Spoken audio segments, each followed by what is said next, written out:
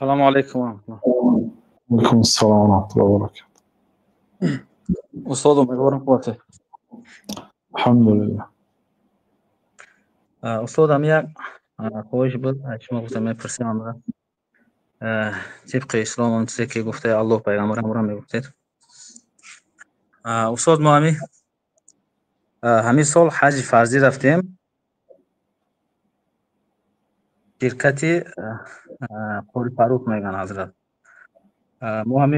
ما را وقتی که همینجا رفتیم ما را گفته بودن که 100% مقصد حج فرضی میکنیم اون پرابلم نیست مقصد.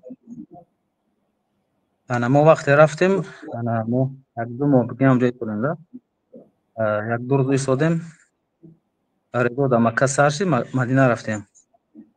بعد مدینه چی کردیم؟ یک قریب 33 روز در مدینه ایستادیم. ولی بعد 33 با اجیده بردمون اجیده گفتن که با مکه بر نکنید. صداتون کنده اونسود از برادر میکروفون خوب مونده گپ زنید. اوزامیا وقتی که ما مدینه به جده ما را آوردن حضرت، وقتی که جده به حج فرضی نزدیک اومد 6 روز موندن به حج فرضی ما را نتونستن در آورده. خیر گده تا یک دو ماه بگیم قریب همونجا ایستادیم. ما را 100% گفته بودن که حج فرضی میکنیم. گفتن که بیجیک براسلیت همش قانون قاعده است، یگان پرابلم نیست. مقصد در کلمه حج فرضی فرض نبود اون نتونستن کردن در کلمه مورد فرض شد. مقصد همین طبق اسلام حضرت همین باید پول ما را برگرداند بته یا که چه کنه؟ این مسئله شما برادر عزیز مسئله قضا هست. اینو باید به قاضی مراجعت میکنید. اون مدینه منوره هستید، جده هستید، مکه هستید، با قاضی همونجا مراجعت کنید. اون آدمایی که پولاتون گرفت شما رو وعده کرد که حجی فرضی میکنید اون همش 100% گفت، اونو با همراهی قاضی اسلام حکم میکنید. برای اون که من اینجا حالا اون طرف نیست، قاضی اون طرف پیدا میشد میگه که برای چی تو حکم کردی، حالا که من با اونها این خیلی وعده کرده نبودم. میگه من با اونها گفته بودم که این ویزه تجارت است یا ویزه سیاحت است، من کوشش میکنم شما رو حج کنونم، لیکن احتمال است که حج نکنید. اگر رفت و حج نکردید من پول شما رو بر نمیگردانم گفته بودم. گفتنش ممکن است. بنابراین این چیزای ممکنه حکم کردن مگرم در حضور طرفین و من قاضی هم نیستم و قاضیگی هم نمیکنم بین دو کس. بنابراین این مسئله شما نگاه شریعت جواب دادن ممکن نیست اصلا. بنابراین به نزد قاضی میرید. حالا رفتیتون از مدینه از سعودی رفتیتون یا همونجا ایستادیتون؟ نه ما سعودی آمدیم برگشته آمدیم به ترکیه را.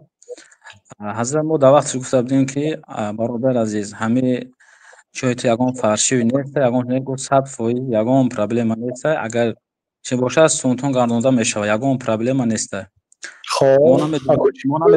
ما نمیدونستیم که ویزای ما سیاحی بوده. ما 6 ماه پیش که پول 50% دادیم 50% بودیم دستش دادیم. اصلا در کلمه لیش نه در کلمه حج زکات فرض نبود. حج فرض نبود. رفتیم 2 روز همونجا ایستادیم رضا سر شد.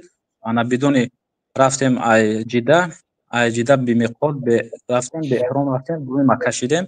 با رفتیم مسجد نظر و شق احرام بستیم انا عمره کردیم. با گیتان چی آوردم مدینه یک 33 روز در مدینه ایستادیم. با مدینه بردن به جده را گفتن که میبریم نتونستن. خیر رضا سخت بود نتونستن در آورده. مثلا دیگه فرمه ها بودن که نتونستن پولشون برگردونن دادن. انا مثلا ما گفتم که همه چه میتونم مثلا چی گفت این راه بلدتون است یا که می شرکتی که شما رو ما پولتون گشته میتیم پولتون چی گفت گشته تیگوید مثلا بسیار بعض آدم ها روی کدام رفتن با جوابشون اخی نامد خطیمو مثلا رو پرو گاو زنم مثلا چند خیلی که دمو ایستادگی راست خودتون مثلا میگیریم مثلا بعضی مثلا پولتون توریش داگی بعضی ما $70,000 دادگیم بعضی از 4 تا 5 تا دادن مثلا نمیدونم چه مثلا گفتگی مال ما خیتون گاو میزنم. برادرای عزیز در مسئله حج این سال بسیار آدمای زیاد فریب خوردن حتی ببینید بعضی نوارای من دیدم ماشین های بارکش های کلان کلان پر سنگ بار کردیان. سنگ ماشینی دولان هم میبینید پر سنگ بار کردگی.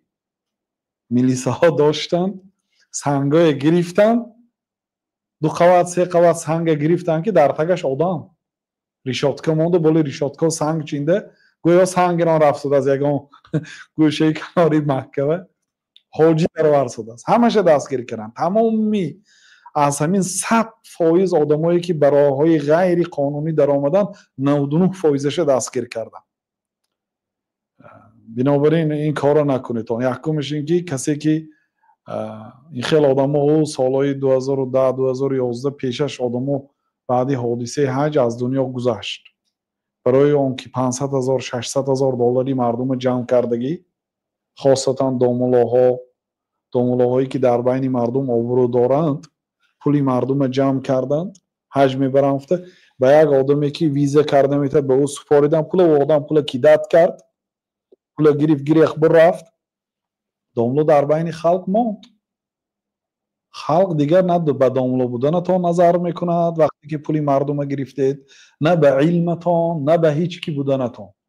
پول ما یافتید میگه. غیر از اینکه این برای حاجی ها مشکلی نه که پولش شما گرفتید، مشکلی اینه که شما وعده دادید و نبردید. اونها اعلام کردگن که ما حج میریم، وقتی حج میبیاد وقتی حج نمیرن کو، این چه مصیبتی وزنین است برایشون.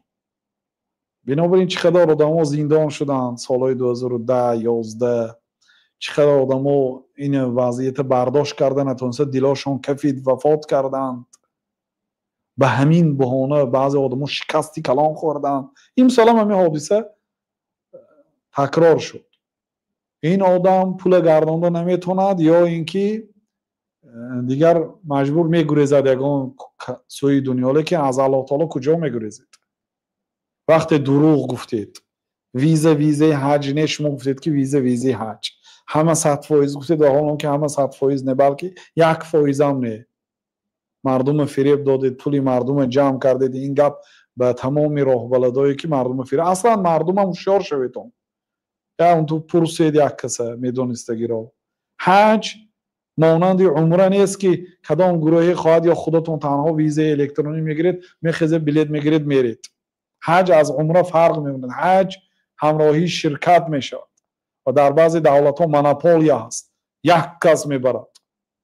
در بعضی دولت ها خیر خودی سیاست دولت به این چیز کاردار شدگی نیست و دستی شرکت ها سپردگی است، شرکت های توریستی. ویزا فقط به شرکت ها داده میشه، علاهیدگی تنهایی داده نمیشه ویزا حج.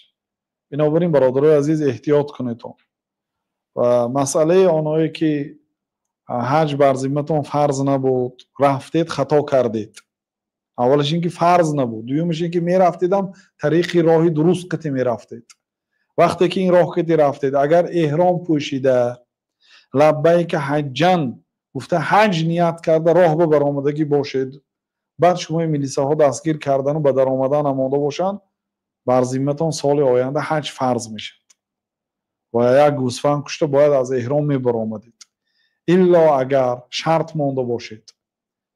فمحلی حیث حبسنی حابس، اذا حبسنی حابس فمحلی حیث حبسنی. اگر مرا یک حابسی حبس کند، حبس کننده از حج حبس کند، مرا پیش راهی مرا گیرد و من حج کرده نتوانم، فمحلی حیث حبسنی، محلی من یعنی محلی حلال شوی من از احرام همون جایی که من حبس شدم. اگر همین شرط کسی مونده باشد، در همونجا حلال میشد، بر ذمه‌اش نه گوسفند قضا میشد نه حجی سال آینده. والله تعالی. بله.